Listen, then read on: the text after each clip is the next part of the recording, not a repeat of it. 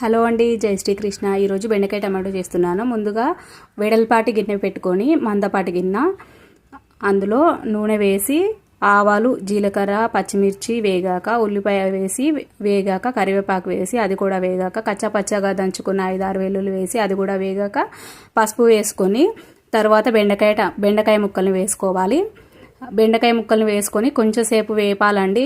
కనీసం ఒక 5 నిమిషాల వరకు మనం మూత పెట్టొద్దు, అలానే వేపాలి. మధ్య మధ్యలో కలుపుతూ అయినా ఉండాలి, కనీసము వేపకపోయినా సరే.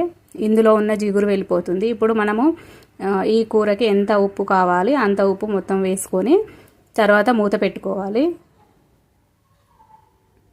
ఒకవేళ మీకు టమాటో అవసరం లేదు అనుకుంటే దీన్ని మొత్తం ఇట్లానే ఉడికించుకొని లాస్ట్లో మసాలా కొత్తిమీరాకు వేసుకోవాలి. లేదు మాకు టమాటో కావాలి అంటేనేమో ఇప్పుడు టమాటో వేసుకుంటే మనకి టేస్ట్